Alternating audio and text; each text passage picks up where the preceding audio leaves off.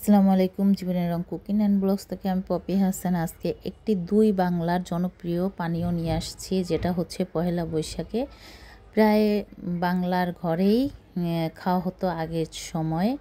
দেখি এটা কে কে বলতে পারেন। এটার জন্য আমি এখানে চাল ভিজিয়ে নিয়েছি, আতপ চাল যেটাকে বলে, সেটা আমি ভিজিয়ে নিয়েছি প্রায় 2 ঘন্টা, হাফ কেজির মতন। এটার সাথে আছে আদা দিয়েছি কয়েক স্লাইস, দিয়ে আমি প্রায় কয়েক ঘন্টা ভিজিয়ে রেখেছি। ভিজিয়ে রেখে এটাকে ভালো করে ধুয়ে নিয়েছি। এবার হচ্ছে আস্তে আস্তে এটাকে কি করে বানাইতে হবে সেই প্রসেসিংটা আমি দেখাচ্ছি।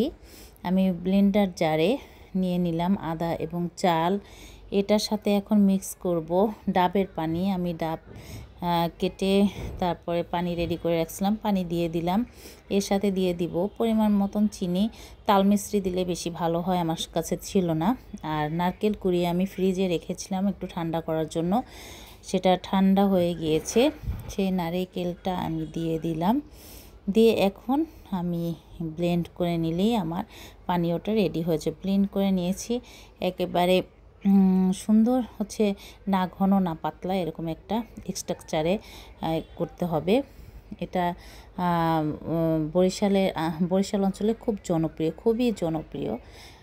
সবাই ভালো থাকবেন, নিজেরা বাসায় করে খাবেন। আর পারলে এটা কমেন্ট বক্সে বলে যান এই পানীয়টাকে কে কে চিনেছেন এবং কে কে নাম বলতে পারেন। আশা করি সবাই ভালো থাকবেন। সবাই বৈশাখে শুভেচ্ছা। আসসালামু আলাইকুম।